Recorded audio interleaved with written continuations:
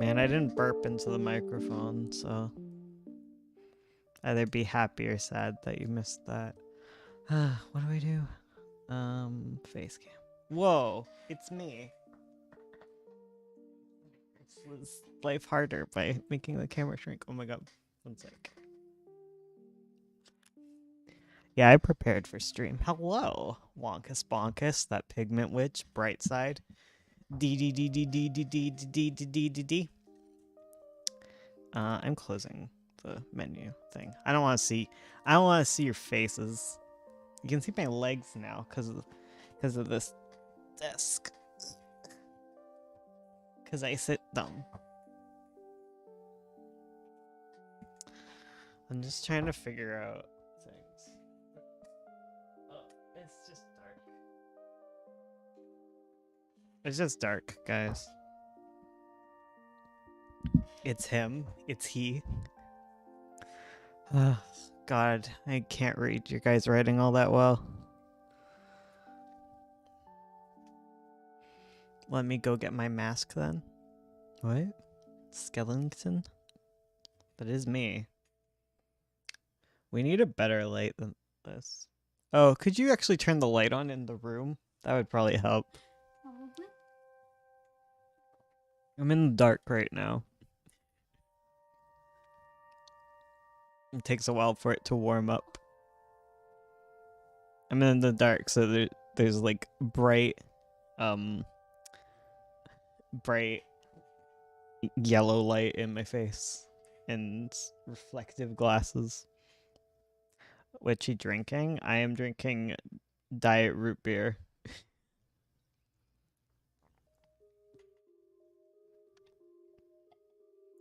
I don't like regular pop anymore. It kind of sucks. Because it's harder to find the diet stuff, right?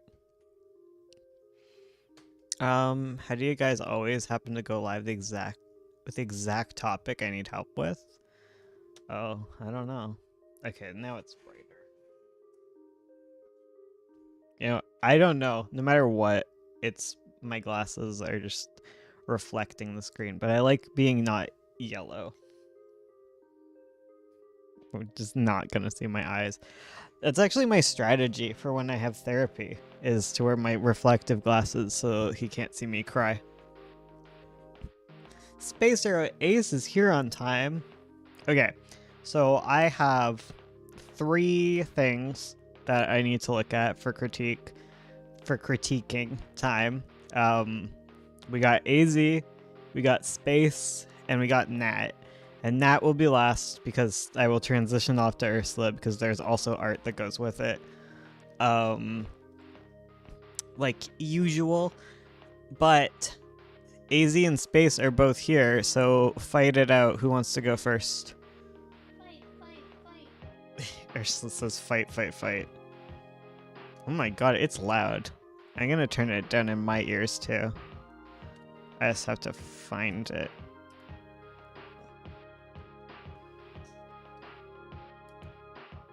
Ah.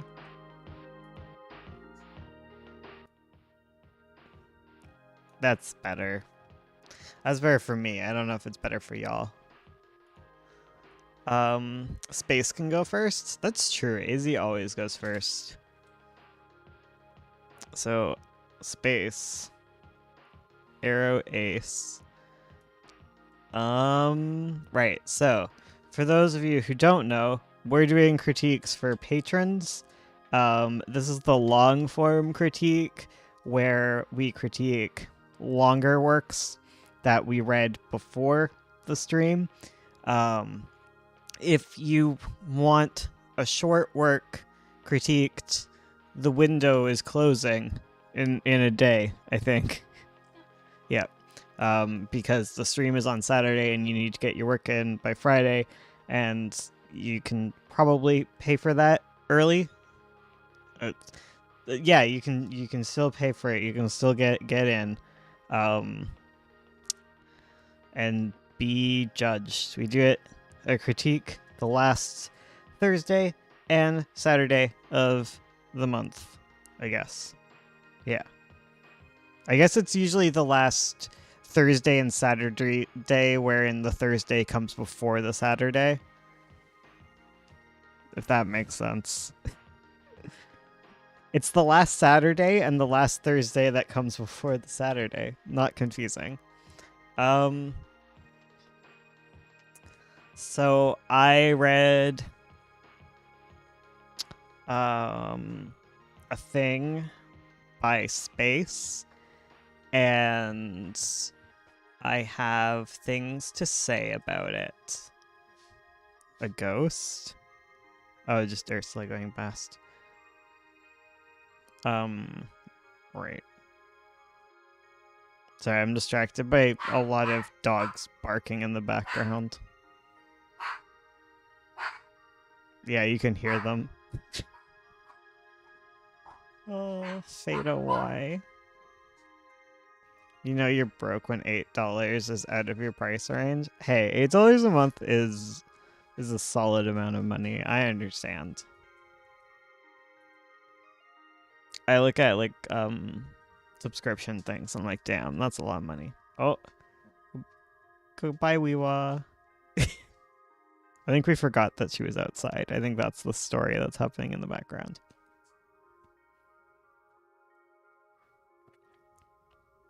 All right. I was going to start. I'm not being distracted anymore. I hope you're listening now, Space, and you're all keyed in because I'm starting. So, I read a work of prose from you, Space, and it was good, and I liked it. And I'm opening it up so I remember. So it was chapter 2, I think. Oh, and 3. Right. Yeah, so I would say that you definitely improved in the sense of there was a lot more concrete details, and you definitely wrote in the backgrounds a lot more and character descriptions, like describing what they're doing and whatnot, which was very good, and I very much appreciated that. I gotta remember to breathe while I talk. Yeah, so I liked that I was able to picture things. Like there wasn't a lot of like white room issues like there was in the previous sorry, breathing. It's not happening for me. I don't know why. Yeah, like in the previous one there wasn't as much of that, and I remember mentioning that, and you improved that.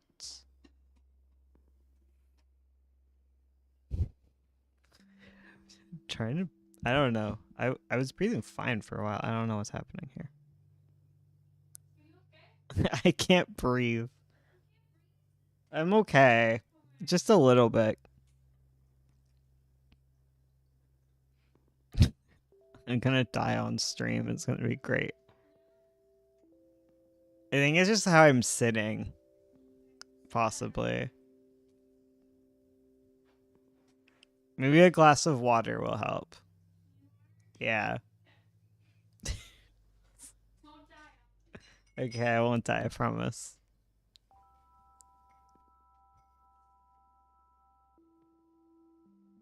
I was actually trying to be better with that, so that's good. Yeah, it definitely was a lot more descriptive than the previous ones. The previous chapter that you sent in. I found that there was an improvement in the directions of like scenes. Okay, I can breathe again, guys. We're good. I think I was talking faster than I was like inhaling. I just forgot how to do it properly. My torso is a bit hunched. Yeah, exactly. I think it's just like I think it's partly because of like the camera angle. Like I'm not used to sitting like this. Posture, hydration, confidence. Ugh. I also threw out my back or something earlier, so that's part of it. Um, okay. Right. I was saying that there was like an improvement in the scenes, like having more of a direction. It felt like they had much more of an arc and a purpose. Like I wouldn't it didn't feel like there was like too much being like jammed into each of them. And I think you did a good job on improving that. Um how do you write a fantasy world? I don't know. I wonder if it's here's a theory on the breathing thing. Um I think it's the pop. I think I'm gassy. I think that's what's affecting my breathing too. Is I feel yeah. Anyways, sorry. Um the other thing that I liked was the ending bit of the third chapter. Um I liked that um expectations were um diverted or whatever. Like you had there was a certain expectation going in, and it changed in a nice conflict creating way. Like I like what this means for the characters, and I like what this means for like the greater plot of the story. It's very good intrigue. I wasn't expecting it. Um but I'm glad that it happened. So I think that was cool, and I liked that you have you set up things in a clear way so that when the expectation was diverted, there was already like an expectation to um like to mess with, right? Because like you'd set up the fact that she was going to be the incarnation. So when it comes to be not the case, we all feel the shock with her. So I think that was very good. Um, and so yeah, I think those were like some things that you definitely improved on. Um, and I will continue to say that you have good world building. Like it feels like this is a lived in world, and there's lots going on in there. And I gotta remember to tell you that you're doing a good job there. Before I get into like what I felt needs some improvement. So on the more critical side of things, I think that you still have a lot of work to do in like the description side of things. Like I think that you've made like a very good first step in that direction where things are actually being described. I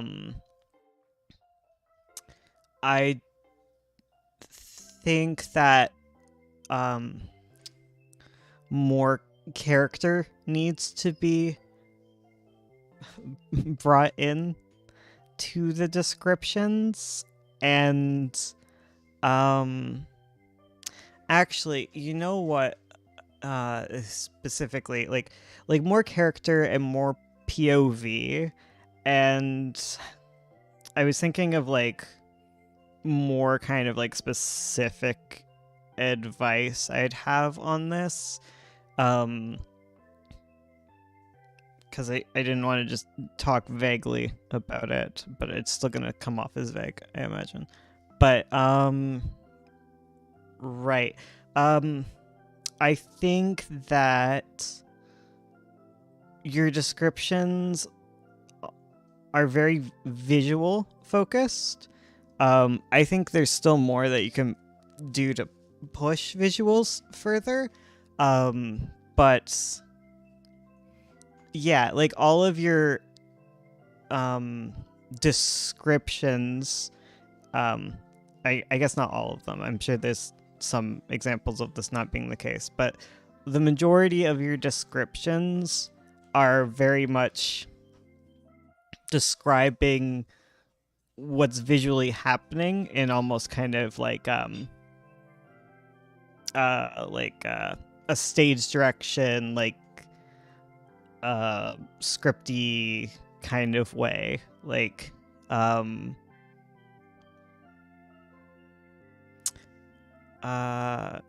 you like describe kind of like what people are doing and like what things look like, and I would really like I'd like to see more of the other senses, because I think that might get you more in touch with the characters, and also it's just good to like expand outward from just sight, right?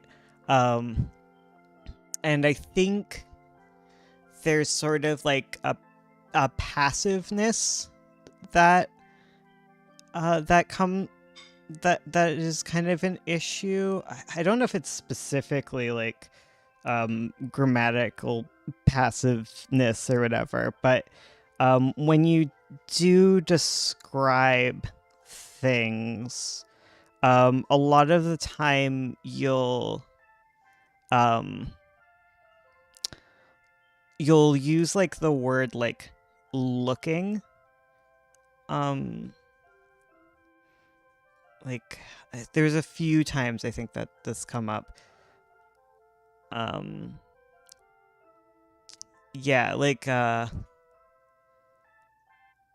it it would be like Pat looked down at his partially eaten peach, and then Pat looked back up.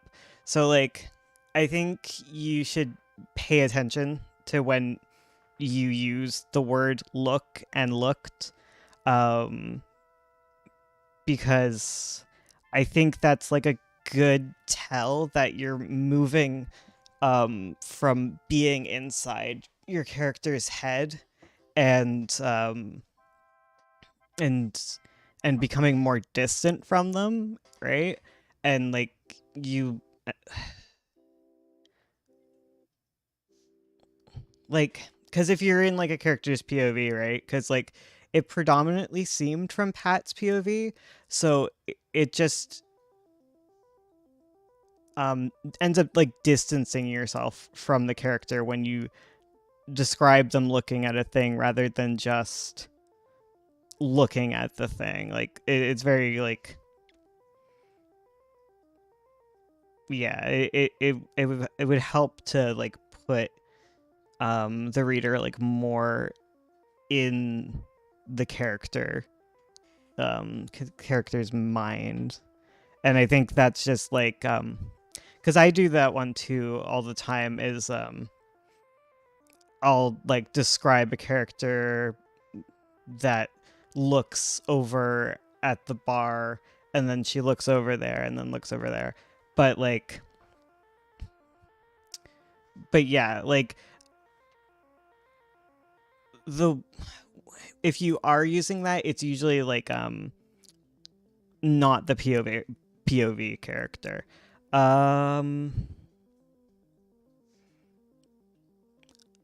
Right. And kind of like another thing that came to mind with like description, is there's like a point where you're describing like the tapestries on the wall, and I thought that you did like a really good job with that. Like I think that's a very strong visual piece for a scene, and I'd love to see kind of more details like that, because it's just like a very it's a very striking um it's like a very striking like set piece. And I think like when you're describing like characters or settings, it's kind of good to like focus in on like a like a specific piece, you know, because like I guess if you're someone like me, you tend to focus in on like like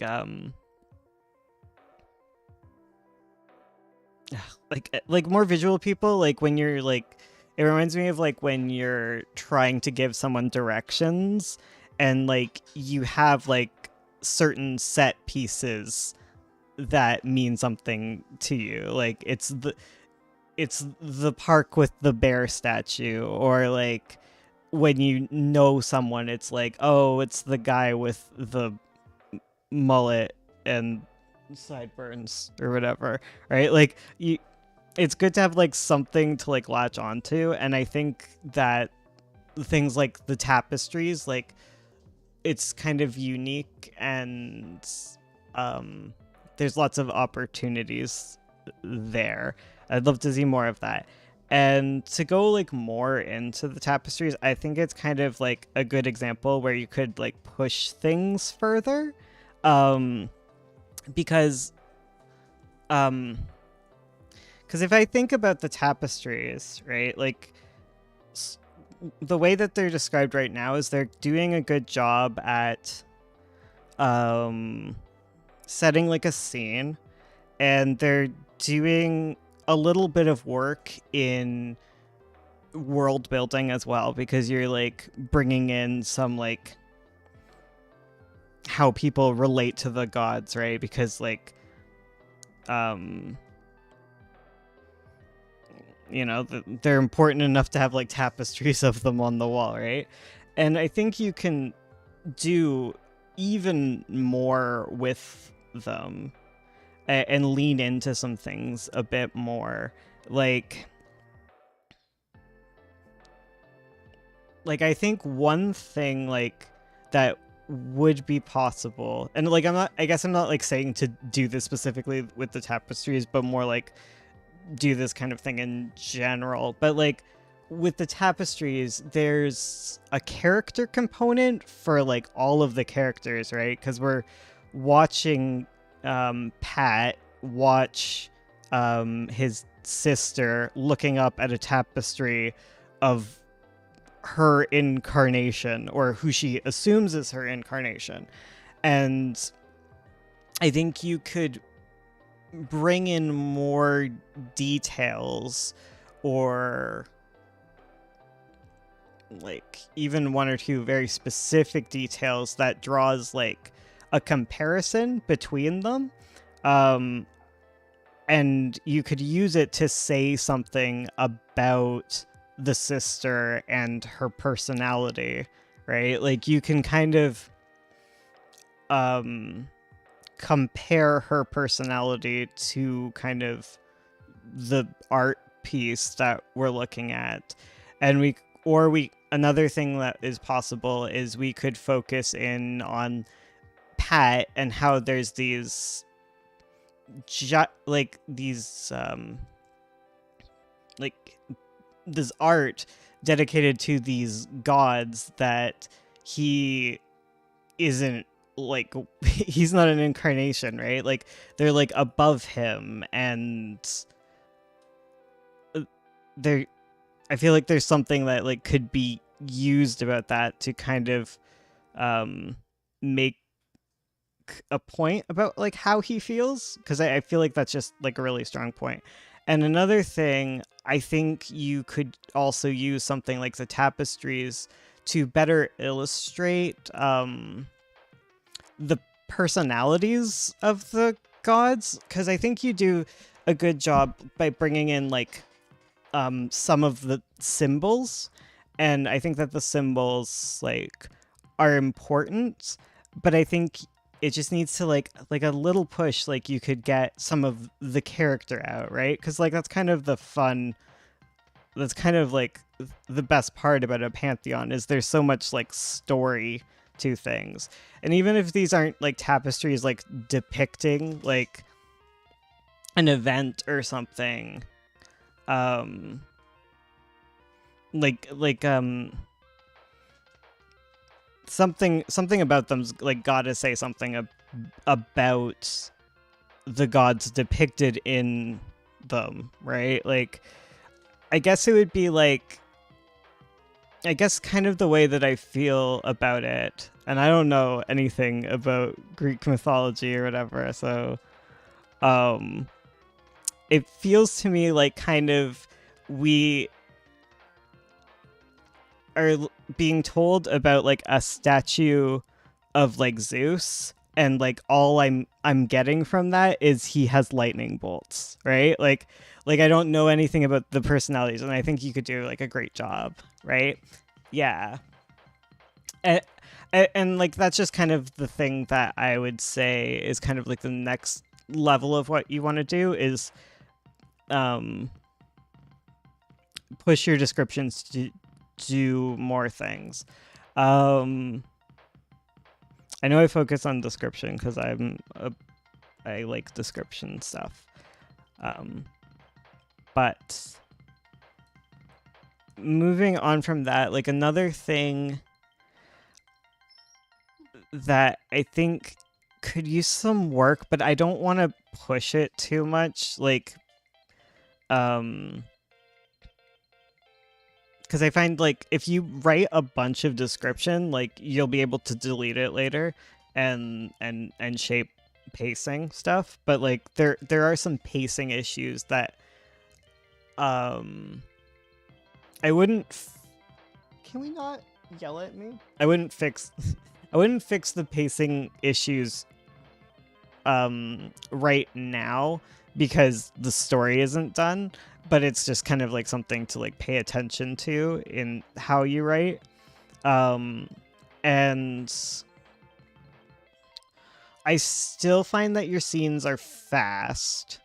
I think that is like an issue of not having description and not exploring the internal worlds longer. For like a longer period of time, and like really fleshing out the scene and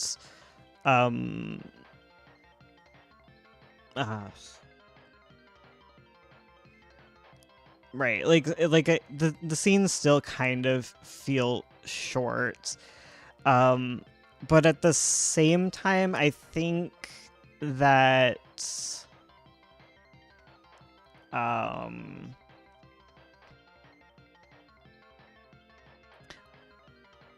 I think there were like a few cases where you focused on a lot of like summarizing, but it was somewhat a scene, somewhat a summarization. When you transition to like a new set piece, and I think I'm trying to find like the example. I know it was like when the storm was coming up, and it felt like that was going to become a scene, but it wasn't, and it kind of went on for a while, and I think you can cut that. Like you don't have to explain that like everything that like happens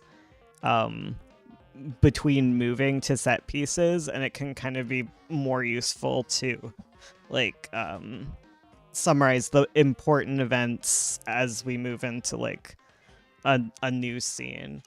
And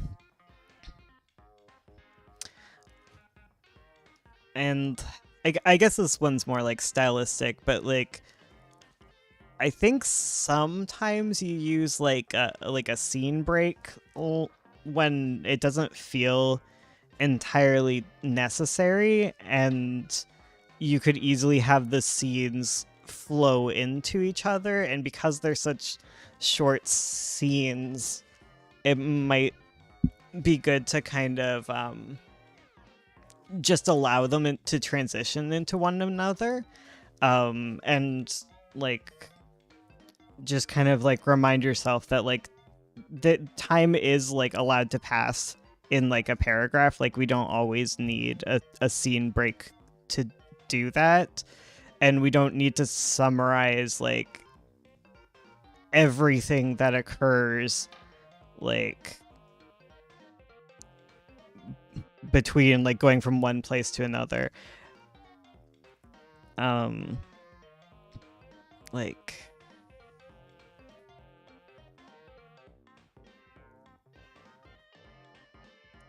I guess it would be like there wasn't like enough of a change to kind of justify the cut, and I think like when you do use a cut, like you have to remember like that you're really resetting things, and whenever you're cut, you're going to be starting up fresh in a way.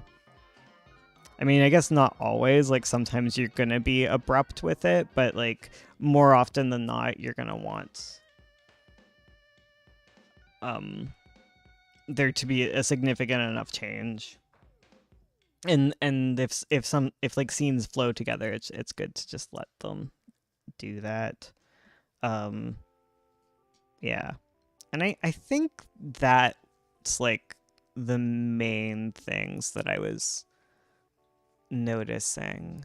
Do you have any questions for me or comments and concerns?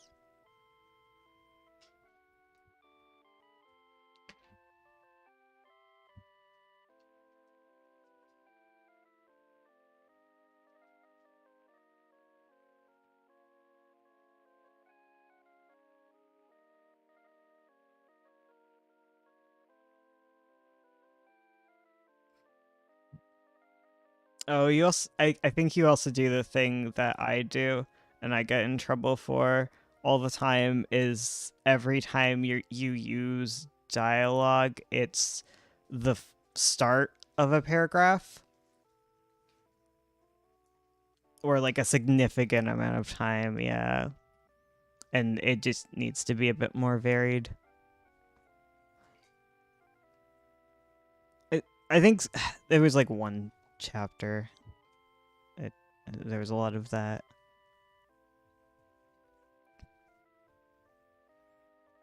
Yeah, keep at it. I'm excited to read more. Like I said, like I enjoyed the plot and I am intrigued. Okay, I guess I'll move on to AZ.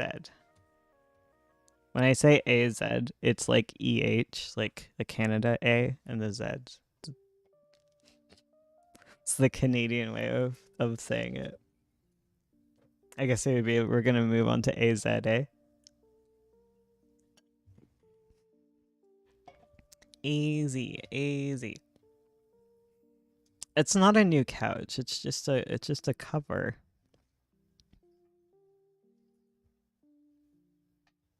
Smammy, I'm gonna ban you from life. I'm Canadian now. Yeah. You just gotta like, that's how you get Canadian citizenship. You just be like, oh, I go by AZ. And they'd be like, oh, okay. Super Canadian. Here, have a citizenship. Right. I'm just trying to find it because I'm bad, and sometimes I don't even look at your ratings while I'm talking about them, and I think it does me poorly.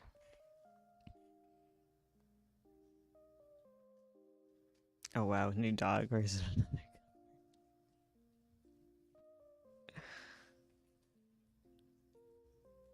it? Ban you from life. This isn't necessarily murder. Um, there's It's fine. I'm not saying it's a permaban, okay? Just a temp ban from life. I wrote this chapter in a haze. I read it in a haze, so same energy. Ugh, God. What were my opinions? So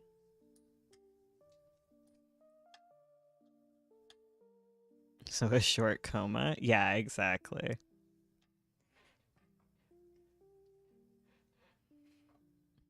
When something's like supposed to be a permaban, but it turns out not to be, it's like such a plot twist. It's like, I was alive the whole time.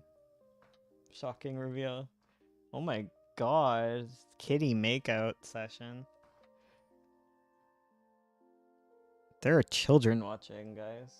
Cats, behave.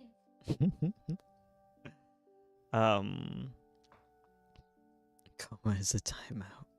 Okay, sorry. I was talking about AZ and I got distracted. Yeah,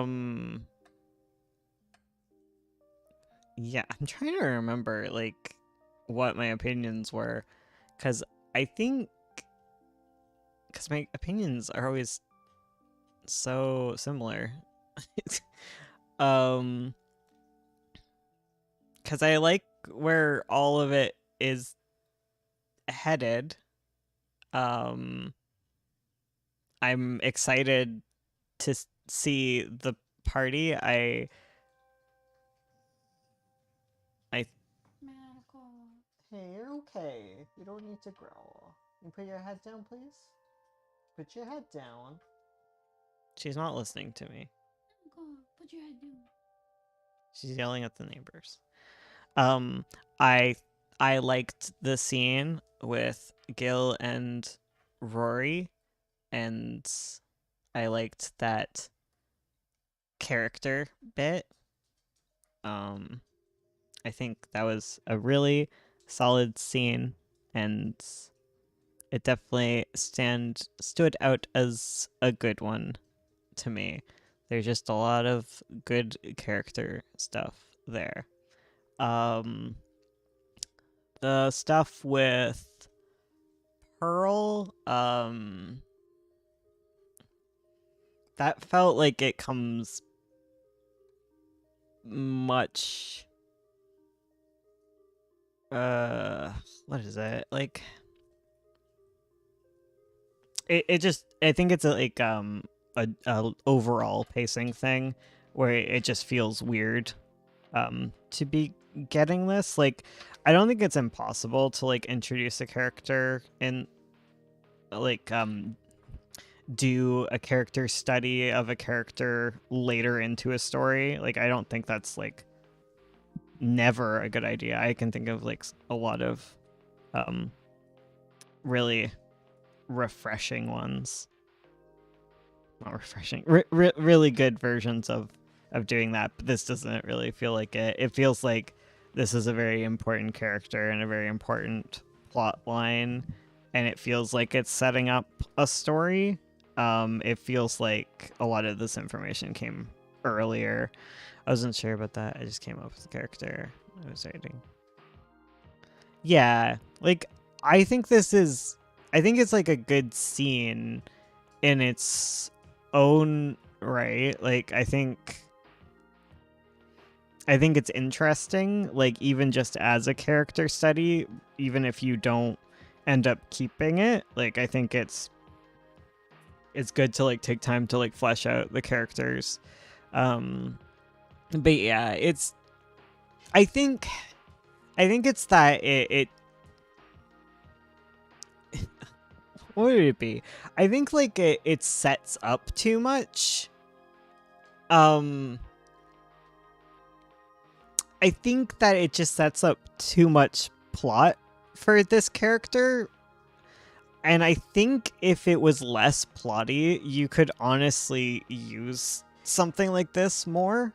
Because, like, I guess by plotty, I mean, like, there's this you established like a want for this character and things. I want to make Pearl her own character, flesh her out, so I think I'm gonna approach her. Okay, yeah, like, yeah, if you want her to be a character, I think. Sorry, I know she's a character. Like, if you want her to be a character with an arc, I think this is a good way to kind of set her up earlier. But if you don't want to do that, but still want to flesh out her character, I think this is a fine scene. I would just, I do the opposite of what, like, you usually want to do, right? Like, like if you ever have like a character and you want them to have like a little scene and flesh them out, like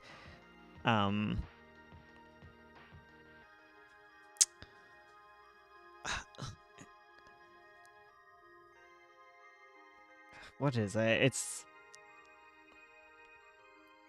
yeah, because you want them to have like character, but you don't want them to have like so much plot, and it's just like, I think it's the establishing like like her perfume goals and stuff. Like, it's a very good plot if you want to have a plot. I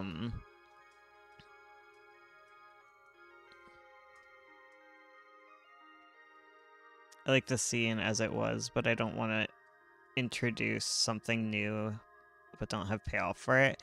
Yeah, I think that's kind of it. Like, it definitely sets up like a big story, it feels like. Like, I guess my suggestion, like, depending on like so many factors, like one suggestion might be to focus in on plot elements more relating to her and Cappy and like her relationship with Dez, and try and move like your attention there. Because right now it's a lot of like bigger, like outside of the main plot type things, and like I kind of understand like a want to not define like your um like we talked about this before, but like not wanting to just to define the woman characters in relation to how they relate to the male characters. But I think you can still make her own character with her own agency and stuff. Yeah. I want to introduce her earlier, rethink her plot, and I want to keep her as a mystery. Yeah. Yeah. Okay. Yeah, I might consider just making it a little less plotty at that point then, because if your goal is to like introduce her as a character and have her be intriguing, um I think she just needs to be a little less defined arc, plot wise. I don't I don't know if any of this is making sense.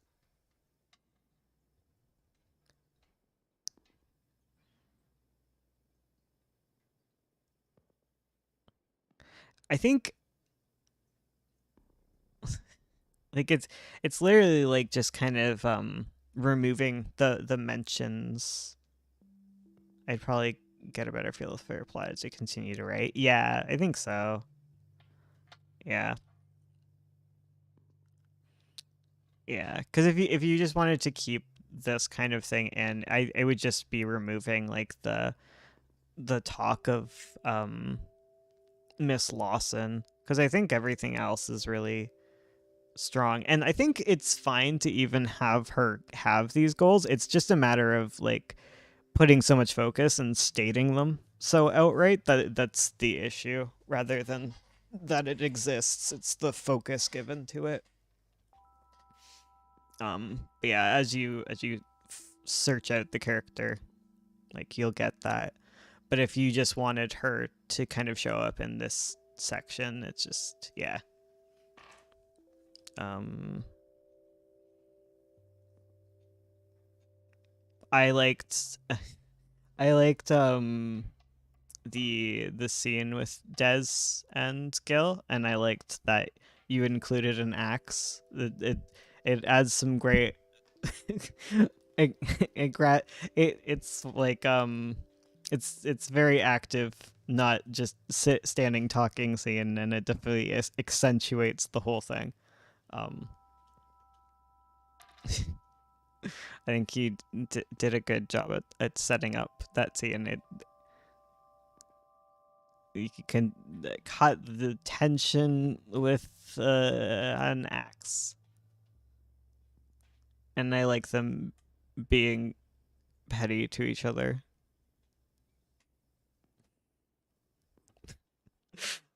That's yeah.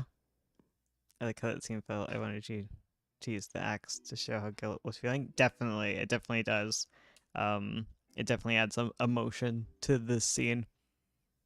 Um, and I like that it gives kind of the opportunity to like create avoidance in like a natural way, but also like a clearly like chosen kind of way. Like it's very much Gil's gets to determine whether or not he's continuing this conversation. It gives the power, and it's good.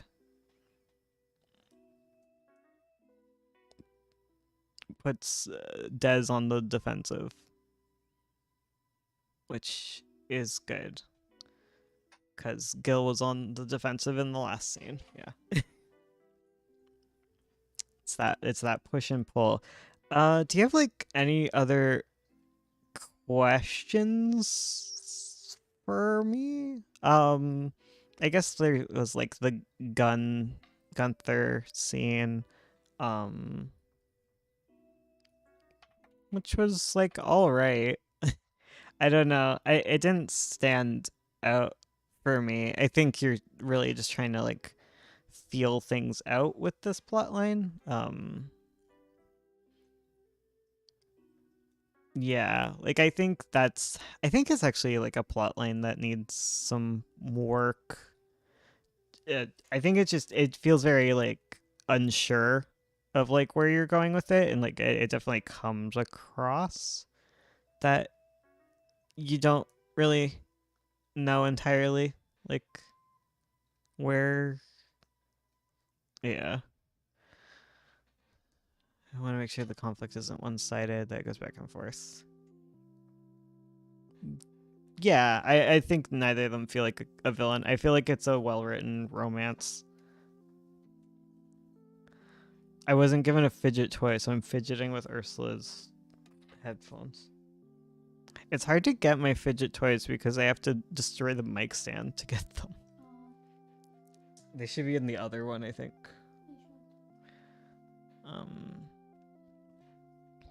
Yeah, flesh out that plot line more. I want to do more with it and bring attention to it, but I want. Yeah. It's been. I think it's kind of hard for me to follow because it like, it is just kind of going like here and there with it, and I think that's definitely something like you wanna come to like a decision on, I guess, because it does feel very major.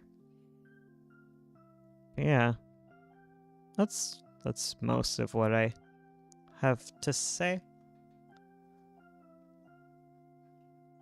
Haven't been really consistent with it. Yeah, that's definitely what I would feel. It definitely feels like one of the weaker plot lines. I don't want to say it's the weakest because like I feel like the weakest one is probably whatever plot line I'm not thinking about. Yeah.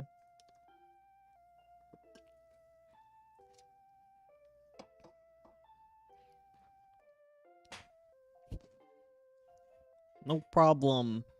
I guess if you do come to like some decisions on it and like concrete decisions on that plot line, just like add a paragraph explaining what has like led up to this point, so I know what like give me the backstory on like what is defined if you come up with that.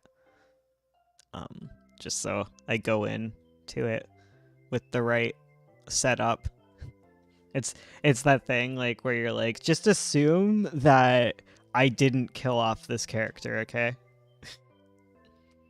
I always do that one. JK. It didn't happen.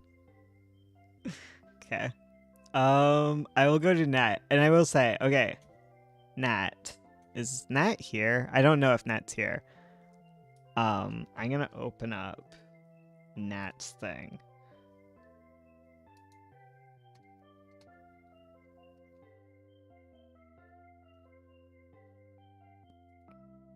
Okay. So Nat.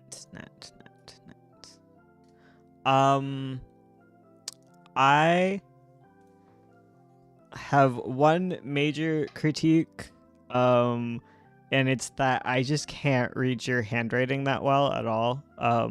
So I really need, like going forward, like I think I need, like a written script like attached with your PDF, so like I can look at the visuals and read what's going on. Like you could go and put them into all of the bubbles, but I really wouldn't do that because I use like I use text to speech to read because like I just have a bit of trouble. So like if you just give me the text of what is written, I can just play it and I'll hear robots read your script and I'll look at the visuals, and it would definitely help, and it will help me give you much better critiques because I struggle, and I think it is hurting my ability to give a fully fleshed out critique.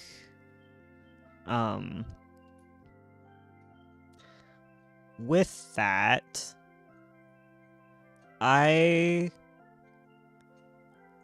like the scripts. I like I like what's going on here. I liked that we took time to interact with characters. I know that you were saying that like you haven't had time to like go back and like flesh out the other contestants, but I think this is kind of the stuff I'm even like talking about. Like I know this isn't the other contestants, but it's definitely, there were a lot of scenes of just taking some time and giving some character to some characters. Like I don't know if Evan's been mentioned before this point, but when Evan like shows up, like I immediately got everything I needed to know about about Evan. And is it Evan? I don't know. Elvin? Oh, it's Elvin. Not Evan. It looks like Evan to me. I'm sorry. Elvin. Yeah. That's what I'm talking about with my inability to read. But yeah, like I got everything about them pretty quick, and it was good, and I liked it. And I liked them sitting and talking about the little bird thing and getting some more details on that.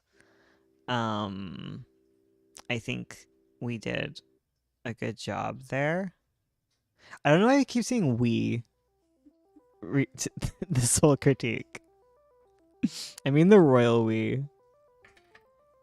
I'm not part of it. I'm not even referring to myself.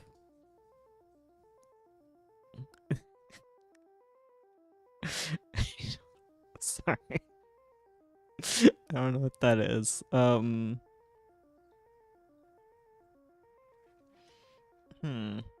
really liked I like the visuals. I like the visual storytelling. I'm sure Ursula says this. I liked seeing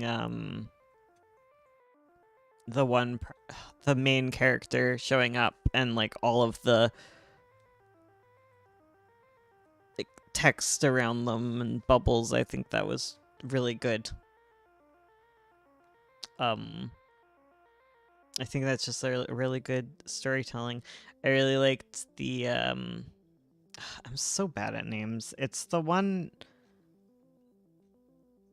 Ugh, it's the one with like elf ears with the grandma. Um, but yeah, I liked the scene. I liked seeing that get fleshed out, and I liked the tension that was being built there, and the introduction of like the plot to the thing. Like I liked all of that. And I guess I'm like excited to see like how the competition goes. Yeah. Um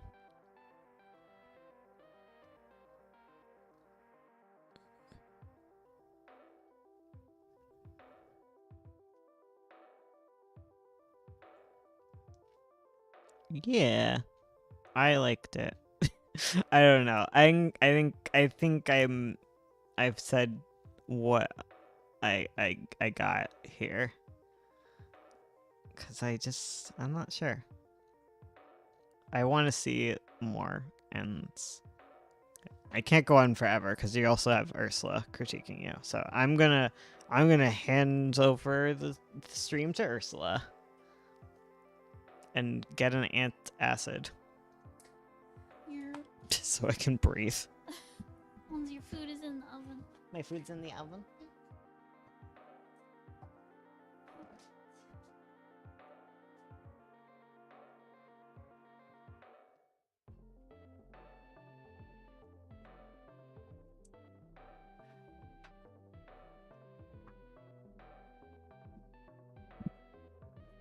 Hello. Oh my god, why is the camera like this? Why does he do this to me? Ugh. It's really short. He do be. He do be kinda small. He do be just like Fado. My god. How do you live like this? How? Hello, everybody. Is Ursula coming? I'm here. I arrived. I arrived. I swear. I swear I'm here. All right. Nat, who I don't think is here, but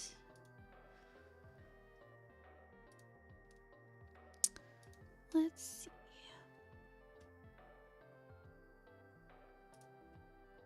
Here we go. Okay. So, Nat, let me double check what your questions were.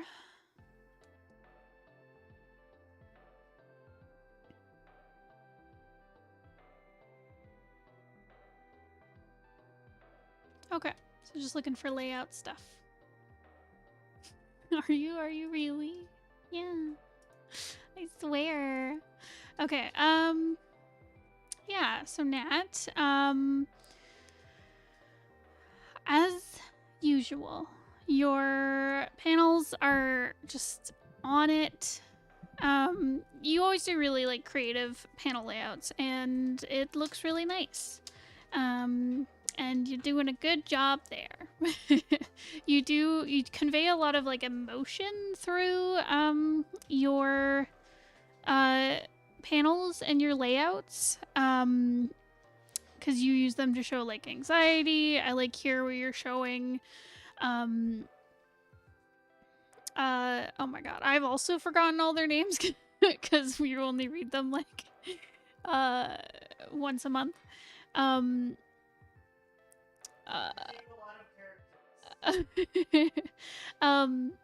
But anyways, yeah, with the grandma talking and then her trying to like stand up for herself, showing like her being kind of talked over and feeling really small, using just your panel layouts, and the main character feeling like overwhelmed and surrounded by questions. Yeah, I think you just, with all your paneling, you do a really good job of conveying that emotion, and all that good stuff. Yeah, overall, Um, I found the first 2 pages a little confusing. It might be more helpful, like, once you have the pages, like, finished and colored. The reason I found it confusing, because I assumed, like, I did see that you were using the bird as, like, the little transitions between scenes. But I found between these first scenes where the writer is talking, and then we switch to the girl with the grandma. Oh my god, I feel so bad that I can't remember their names. But yeah, but because we switch very abruptly, and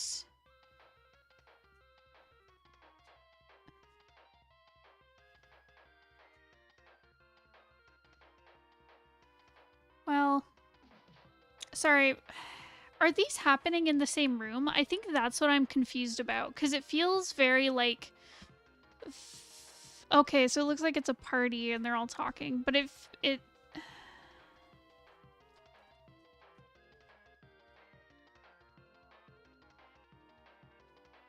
I don't know. I think because of the bird transitions, it felt like there was a larger jump between scenes. I think that's what's really confusing me about it, because if they are in this like reception thingy happening, and they're all kind of, you know, having their own conversations in different parts of the room, it just feels very yeah, I think having the bird as like the transition between scenes, it makes it feel like it's a very large jump between scenes, where I think you could make it a lot more subtle just by showing the different characters in the background, because you have it here in these like first 2 panels where she sees her writer friend who she's fighting with and is uncomfortable.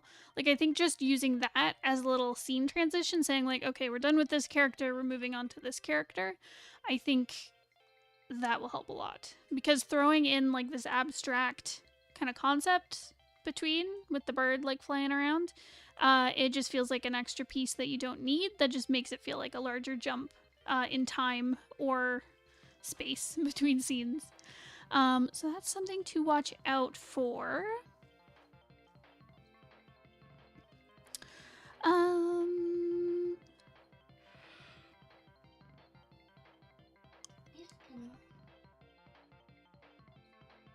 TV's yelling at us.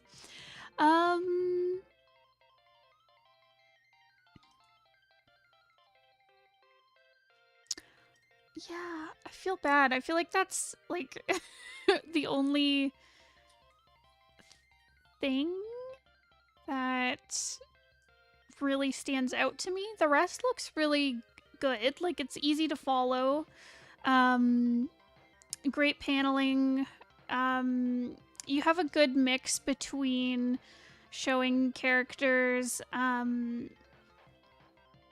like doing a good mix of like close-ups and then full bodies and showing backgrounds and stuff. One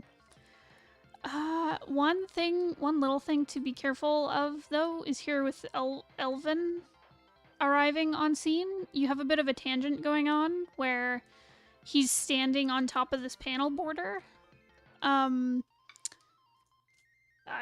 Honestly, you just need to move him down like a smidgen, just so that the panel like cuts him off kind of mid shin or mid thigh.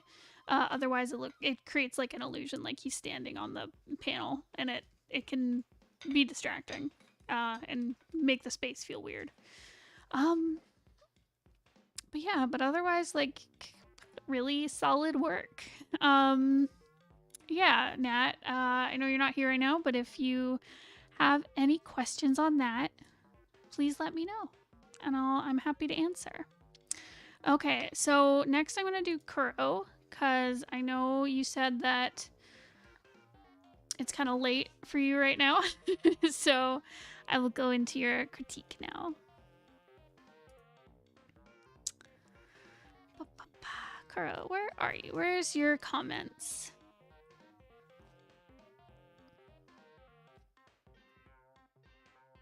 Okay, I have revamped thumbnails of Mackie Roll. They are from the beginning of chapter 1. You can skip the non-story pages.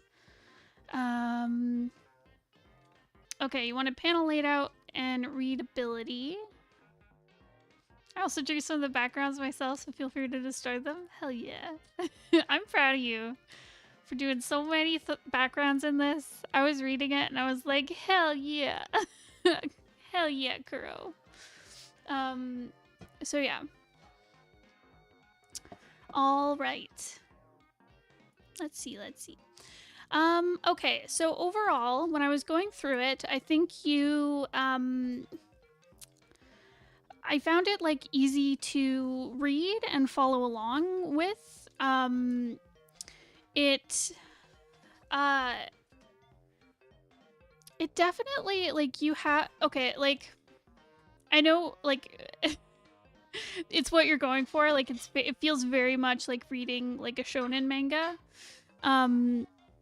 Like, it just has that, there's, like, a certain tone that comes with a lot of that genre. And I think you've caught it very well. So very good. And yeah, lots of good use of backgrounds, different, oh my goodness, I'm sorry. Woo. Yeah, good use of backgrounds, good use of different, like, views and stuff, with, like, you know, having close-ups and full body images, showing, like, characters from above, and to just be able to, like, show them well, as needed. Bones is, like, running around behind me. But yeah, I think you do a good job of, like, choosing how to portray the information in each panel. I found, yeah, it was easy to tell what was going on. I got a good read on the characters. There were lots of cute little character moments in it that I really liked. Oh yeah, but I really liked this, like, speaking of, like, angles and stuff, I really liked this panel of Mackie going up the stairs and his mom following along. I thought that was just, like, a really good use of the space, and creates, like, a very dynamic, interesting looking panel. Had to take care of the dog. That is totally all right. I'll forgive you this time. But yeah, lots of really great panel work. The one thing I would say, there were a few. Oh, I was very happy with this establishing shot. Look at that. There's, like, a whole freaking house here. There's a little cat in the window. Someone's stealing headphones. But yeah, really, really cute. 10 out of 10. Thank you. The stair panel was a nightmare. It looks really good. You did a good job.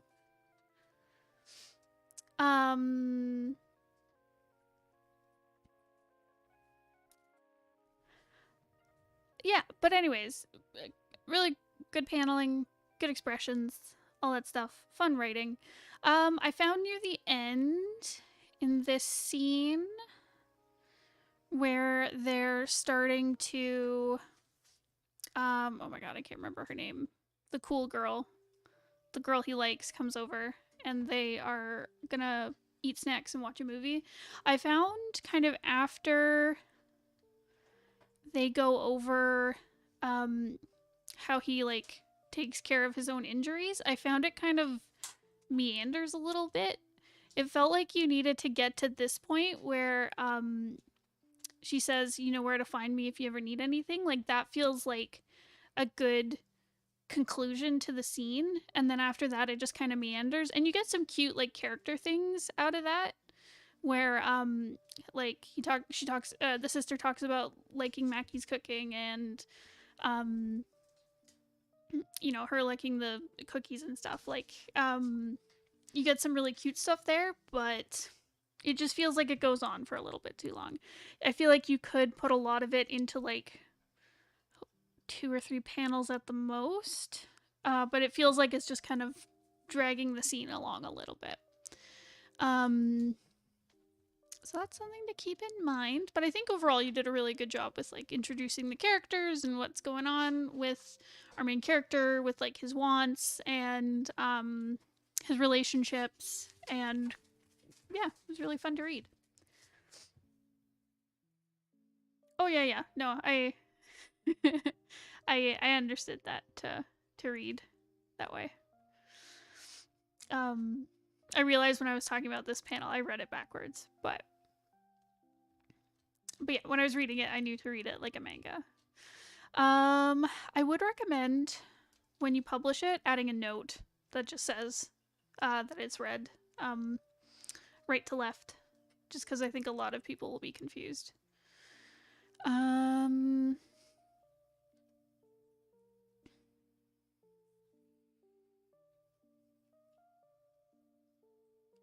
There were a couple places where I thought something to just be mindful is like condensing close-ups. Or I guess any panel. Condensing any panel when it starts to feel repetitive. Cause like here, I do like in these panels when he gets home and he's like bandaging himself up and stuff and like washing his face. Like it's a good action to go along in the background while we're getting this like inner monologue. I just think that it gets a little repetitive with the way it's shown, because like I like seeing him like reach up to grab something off the shelf and like going to get something out of a cabinet. But it just feels like it's too many steps. Like I think you could condense a lot of it to like him looking in the mirror and or not looking in the mirror, but him standing here and being like bruised and hurt, and then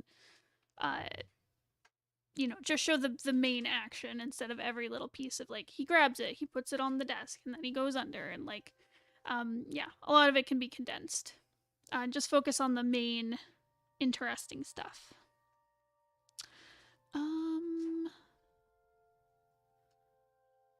I'd also be weary of I didn't notice it elsewhere very much. But these top two panels here, be wary of breaking the 180 rule. So the 180 rule comes from film, where if you plant your camera in one spot, you shouldn't ever go past 180 degrees away from that initial point. Otherwise, it gets confusing for your viewer to understand like where they are in the space. So I understand here he gets to his front door and then you flip it to show that he's on the inside, but it kind of breaks the motion of what you're doing. I would I'm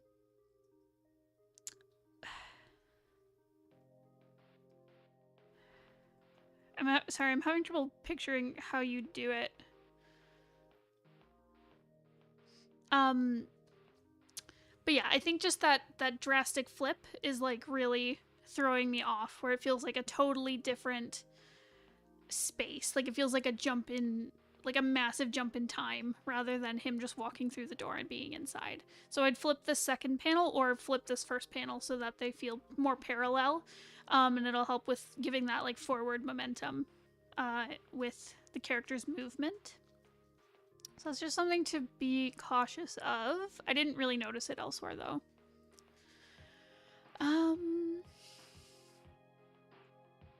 Yeah. Did you have any questions, Kuro, or anything I didn't cover?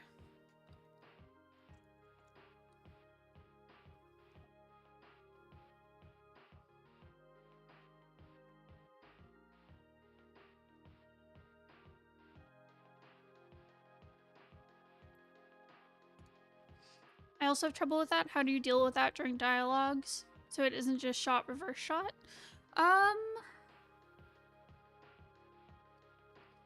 Well, if your characters are having dialogue, I mean, typically with any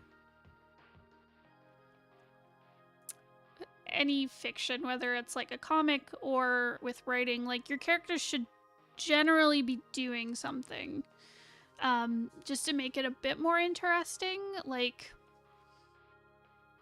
it is realistic to have all your characters sit around the kitchen table and like discuss something, but it's better if you have them, I don't know, making dinner while they have this discussion.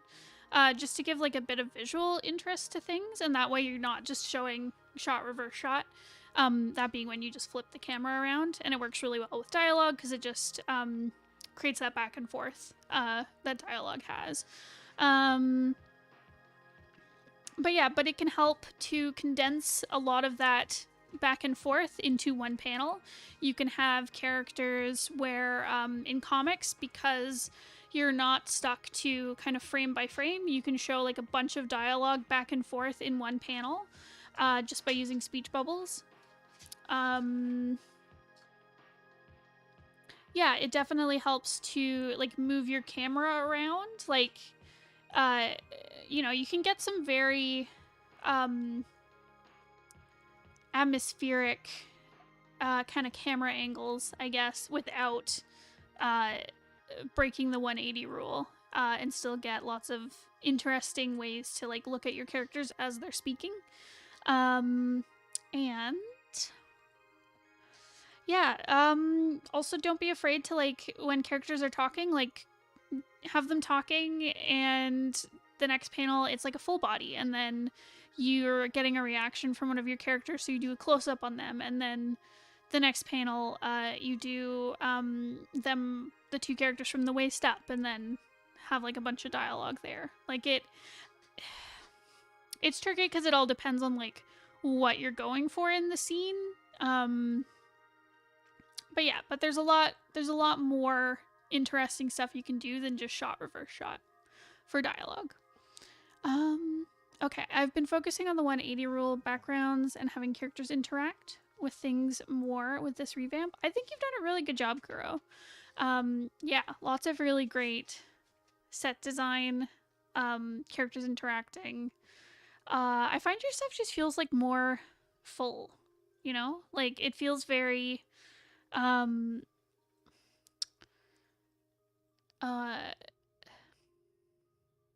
I guess just all the characters are like interacting really well, and interacting with the scenery really well. So I think what you're focusing on is really paying off. Yeah. Do you have any other questions?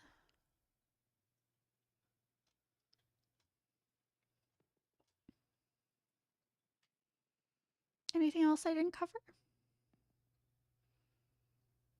Oh, okay. No, I think I got enough to work on it more. Awesome. Well, thanks, Kuro, for submitting.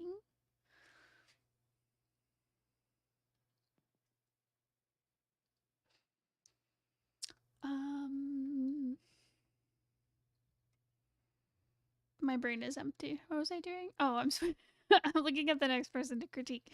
Okay, so the next person, one is the bunny, and the other is oh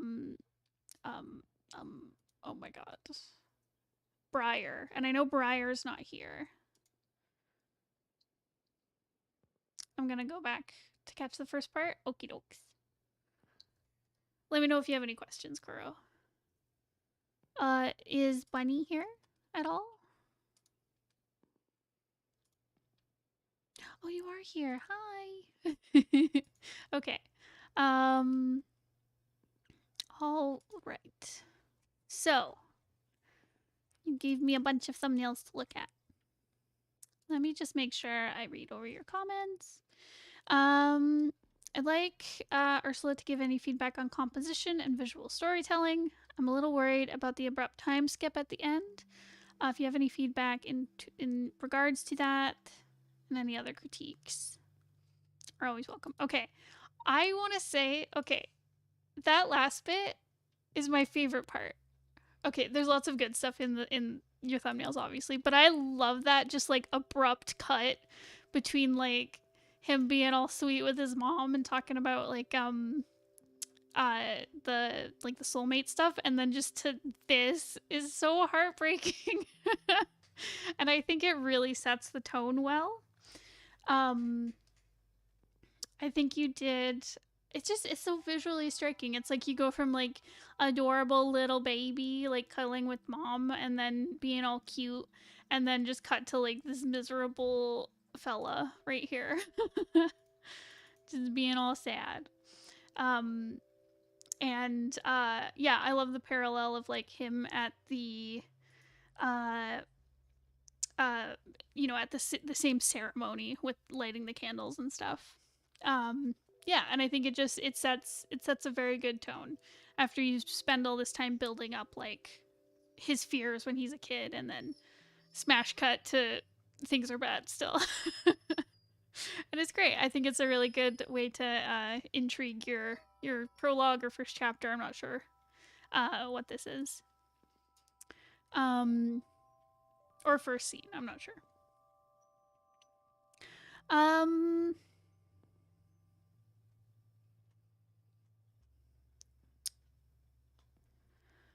right. Um,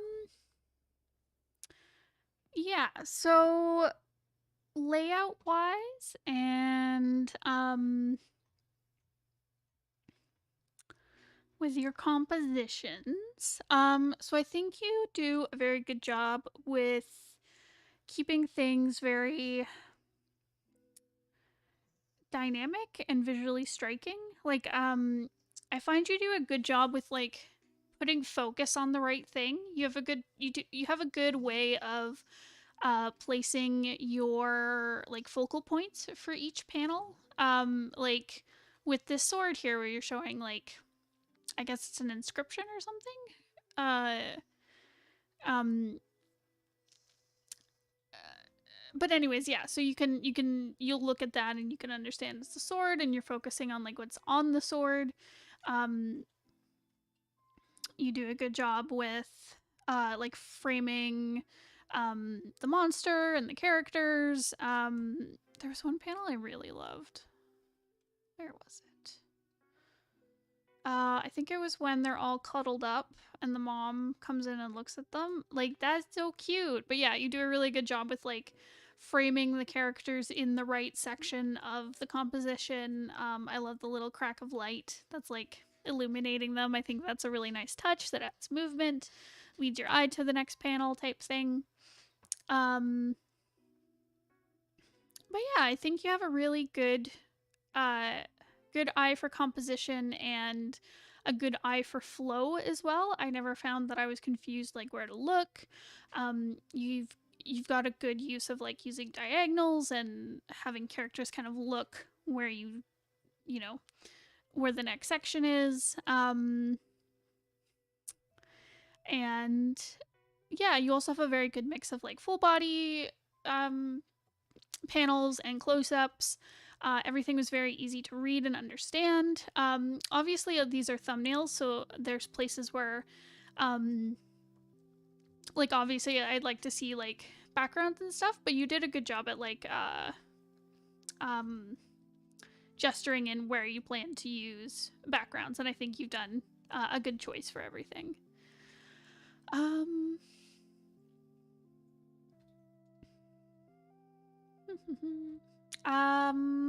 I like how you've used the magic effects and stuff also to kind of lead the eye around with your pages. I think that's a good use of that. It's also very cool and visually striking. Yeah, and I like seeing the magic kind of interact with things, like where it heals up the cut, and like when it traps the, is it a shade? Yeah. But yeah, it's all very cool. I think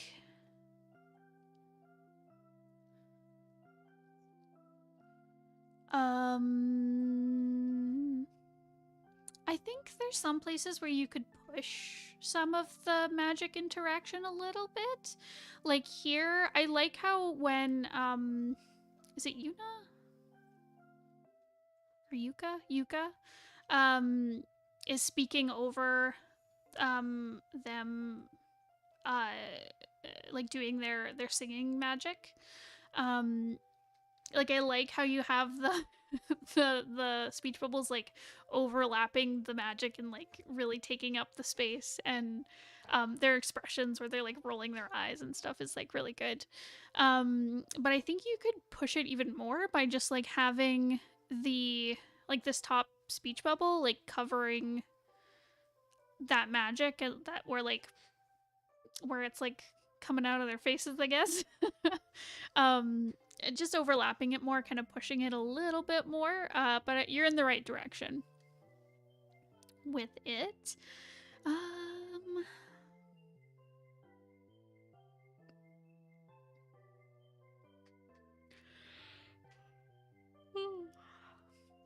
I also really liked the kids drawings and stuff, working as like a transition into the memories and stuff.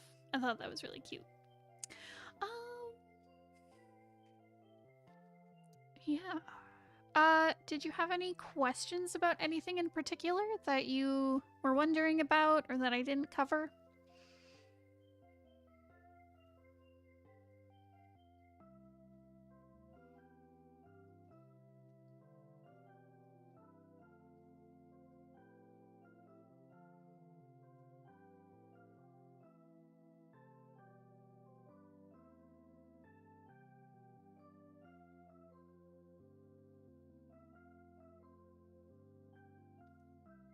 I also adore your thumbnail sketches of the shade.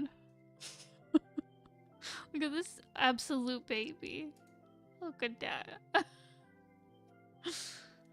I was mostly worried about that end transition. No, that was a great transition.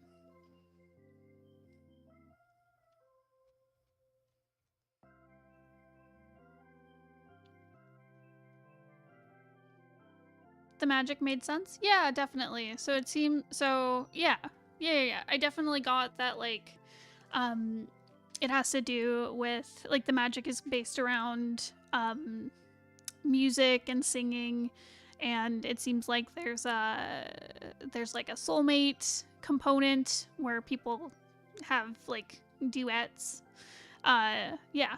And it I'm glad that you didn't go into like super big detail about like all the different applications for the magic, but you can tell that like it you can tell that like you can use it to like you know, trap creatures and to heal wounds, and you can enchant swords and stuff like that. And I liked how you really focused on the main problem of the story, which is the main character like finding their duet partner person. Yeah, I think it made sense. Hopefully, if I'm saying anything back to you and you're like, "Oh, that's not correct," then you know what to possibly change. But anyways, yeah. I enjoyed it. I felt like it made sense. Oh, speaking of transitions, actually, I think with this one where you show the comics like title, I think you need a bit more space between that panel above it, and then going into the. Well, no, I like the distance between the title and the following like pages and stuff. But I think you need a little more space between like that scene and then the title drop.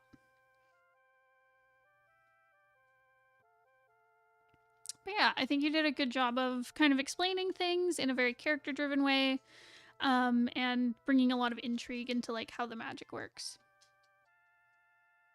Yeah. Did you have any other questions?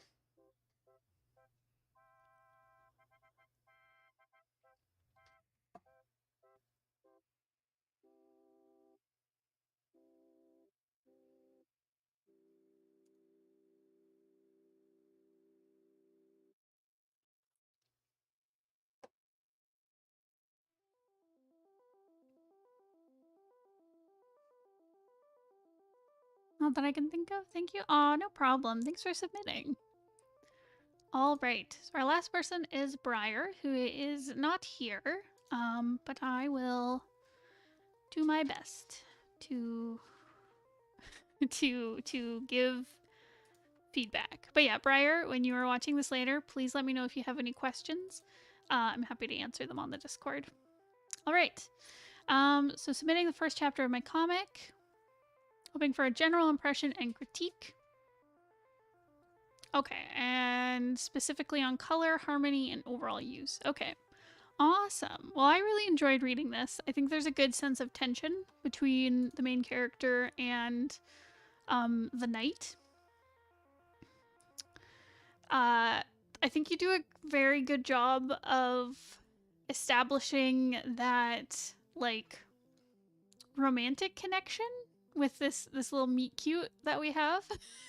That's also kind of like spooky and uh full of tension, but you can still, but there's also romantic tension where you can tell that like she's like, oh my god, he's so cute. Like, I love when he's drinking the tea and he just does like the little swipe on his lips and she's like, oh my god. Yeah, there's lots of really great little details like that of the characters interacting. I love the cats. Lots of great expressions. Yeah, really great back and forth, feeling tension between like uh her feelings about what's going on, I guess, and good intrigue about like why would she be worried about him like finding anything out about her, and he's so mysterious. I'm like, I want to know more about this guy. I want to know more about the main character and what's going on with her. I think I told you this when you showed us the character designs, but I really like the setting where it's very like 60s, 70s, but also fantasy. It's very cool.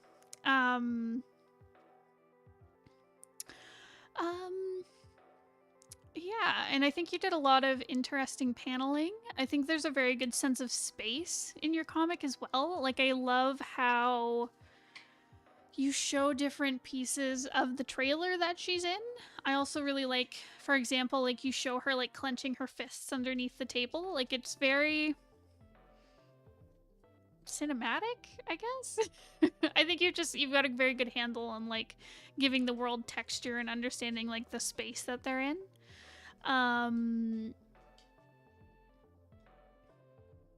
Yeah, and overall I found it easy to read.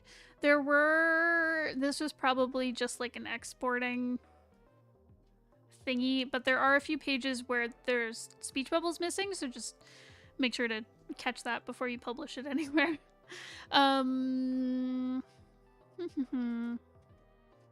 But yeah, as for color stuff, overall you've got a very cohesive palette.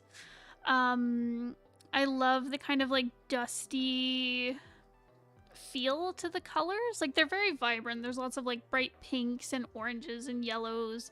And like there's bright colors throughout, but I like the kind of desaturated, kind of like greeny, yellowy tone to everything. It adds a lot of character to the to the comic just with the color choices you've made. Yeah, it feels very much of the era that I know that's inspired from, so I think you've done a good job with the color choice. It also feels very mystical, I guess. Like, it's got kind of that quality to it as well, with all the purples and pinks and greens, and yeah, it's just good.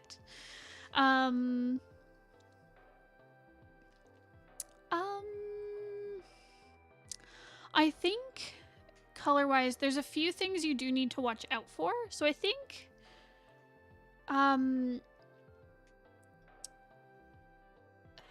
you have a really great palette here, and there's lots of places where you use good contrast with it.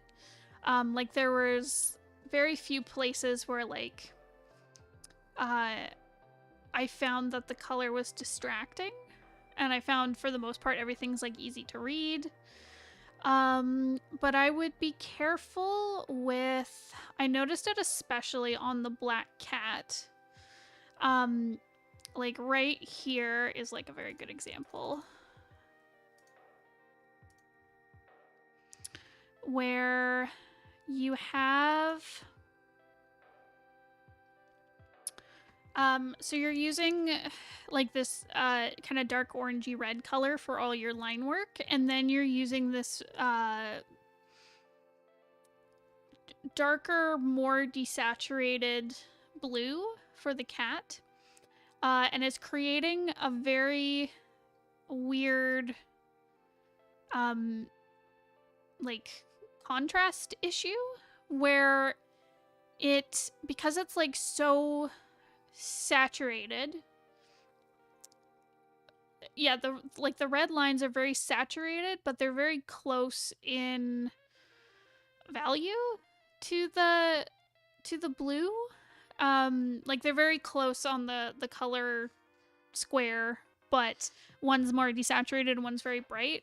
That it's really clashing. It makes it really hard to read the cat's expression. Like when I was just kind of glancing through on my first read through, I had to stop and be like, does that cat like only have a mouth? Like, or like, is that an eye? Because like I didn't understand these other details here. So while I like the colored line art, when you have like the contrast working really well, like on the main character here, where it works really well with like her hair and the colors used like on the rest of her design. But for like a darker color or something that's like very similar in value to the line art, you either need to darken your line art or you need to change that base color underneath. So like you may want to go with like, you may want a darker version of this red when you're going to be putting it on like these big swaths of blue or black or whatever. Or you'll want to, so it's a stylistic choice, so it's up to you, but I tend to prefer, if you're gonna put lighter line art on like a darker color underneath, like you need really high contrast. That's just how I feel about it, especially if you're doing something like this where like the orange in the red is kind of competing with the blue quite a bit because they're opposites, right? Yeah, I tend to prefer having like a darker line art on lighter colors. And I feel like you can, if you're using like a darker line art, you can get away with using, I guess, having lower contrast between the base color and the line art. But yeah, but I think you need to make a choice here where it's either you're darkening your line art or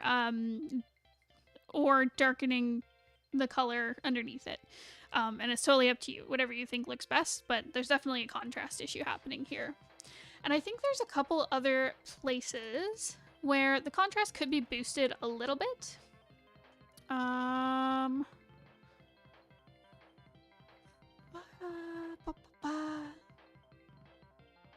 Like here, for example, where she's standing up and shooing the cats away, and you can see there's like a shadow on the night. And I like how it's like brighter out here and then darker kind of in her little fortune-telling spot. Like I like how you can see the light usage in this without having like, you know, super detailed shadow and lighting and stuff. But I think you need to bump that contrast a little bit more. So like use an even darker shadow on the night or brighten his colors in this case. Yeah, don't be afraid to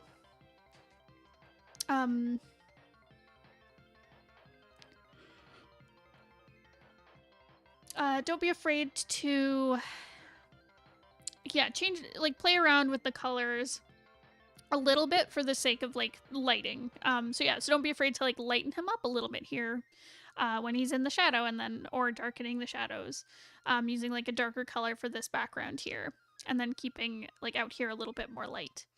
Because like here where the cat's like cuddling him and stuff, like his hair does kind of blend into the background. So I'd always ensure that you're like heightening that contrast a lot. So like you may need to go in and really darken this background in this case.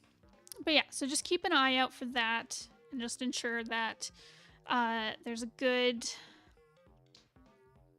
contrast between different parts of each panel. So a good way, if you're not sure, is to change. One way to do it is turn everything to black and white in your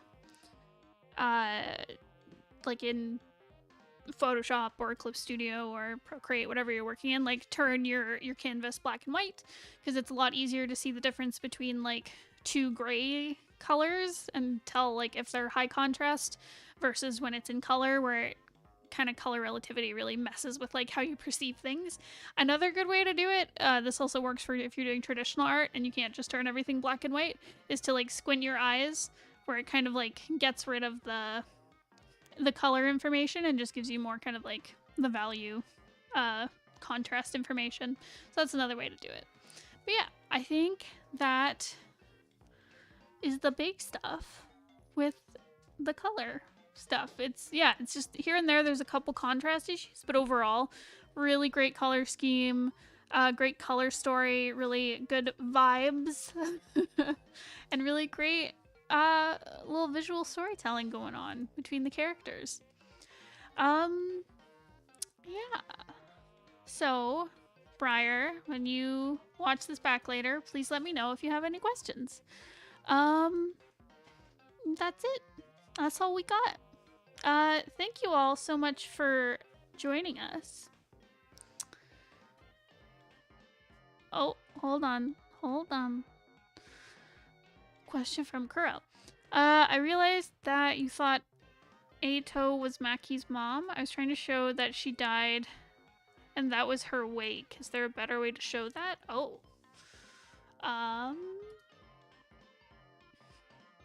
Let me see.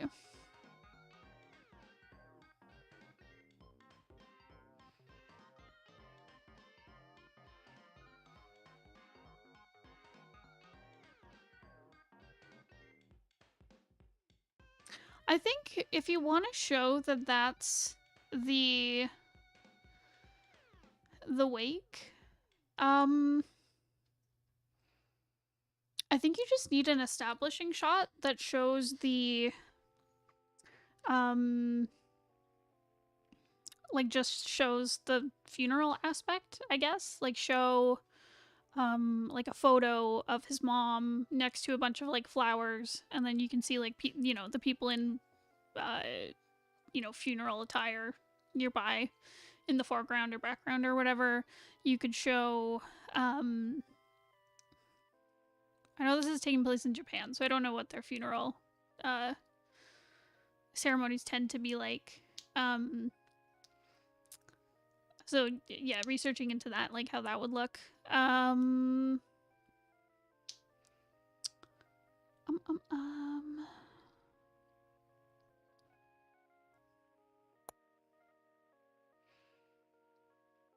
Yeah, I think you either need like an establishing shot of like the funeral, or just like a little more concrete thing saying like this is the funeral and the mom has passed.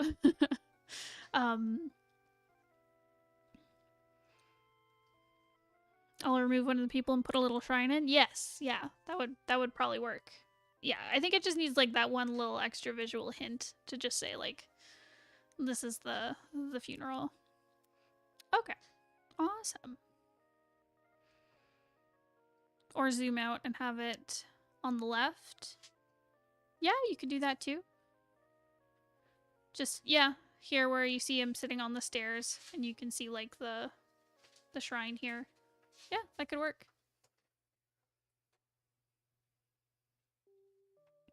Totally up to you.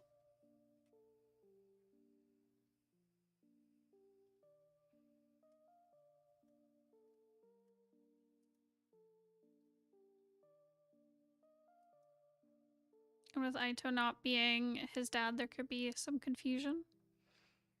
I mean, it's early in the story, so you have time to explain the characters' relationships to each other. I just assumed because it was someone with long hair that it was like his mom. Like I thought it was just an old memory, but no, it makes sense. It makes sense. Awesome.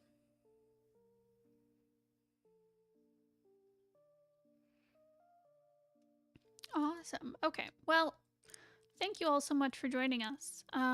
If you would like to have your stuff critiqued, there is time before our next stream on Saturday. So you can sign up for our Patreon and submit your stuff in the Discord.